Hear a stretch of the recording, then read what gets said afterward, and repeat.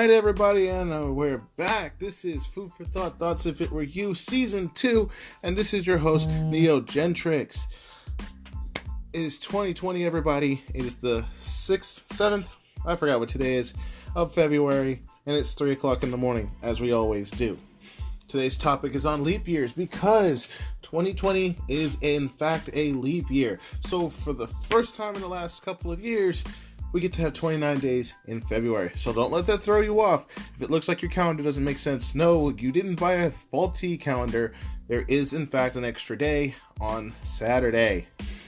With that being said, what is a leap year? Let's start with that, shall we? A leap year, also known as a intercalendar year or a bisextile year. It's a calendar year containing an additional day, or in case of lunisolar calendars, a month basically being added to the calendar year to synchronize with the astronomical or seasonal year with the way the seasons actually flow.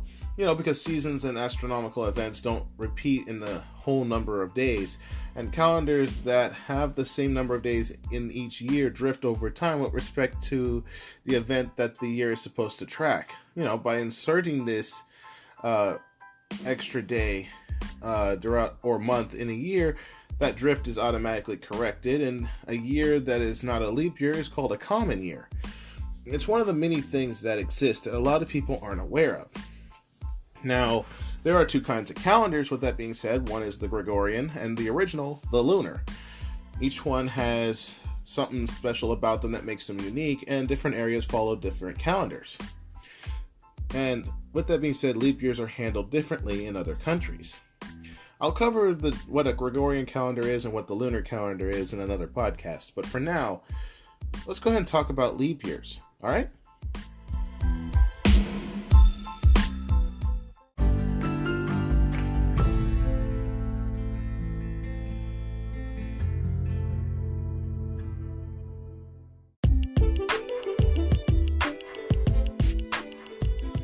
Alright, and we're back. So let's go ahead and tackle that why do we have leap years question. First things first, we need a leap year to keep our modern day Gregorian calendar in line with the Earth's revolutions around the sun.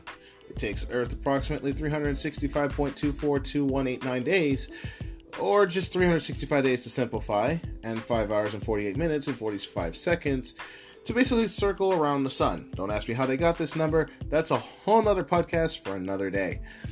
This is what we call a tropical year, and astronomers measure this from the March equinox. However, the Gregorian calendar only has 365 days in a year.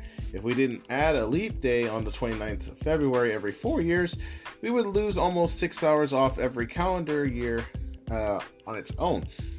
After only 100 years, our calendar would be off by about 24 days. You know, it's something that they took into consideration. Leap year rules follow as such. We had a leap day on February 29th almost every 4 years. And I say almost because it's not every single 4 years. The leap day is an extra intercalary day. We add it to the shortest month of the year, typically February. This now begs the question, how do they calculate the leap years? In the Gregorian calendar, there are 3 criteria that must be taken into account to identify leap years. The year can be divided by 4. If the year can't be evenly divided by 100, it is not a leap year unless the year is also evenly divisible by 400. Then it is a leap year. And according to these rules, the years 2000, 2400 are leap years, while 1800, 1900, 2100, 22, 2300, and 2500 are not leap years.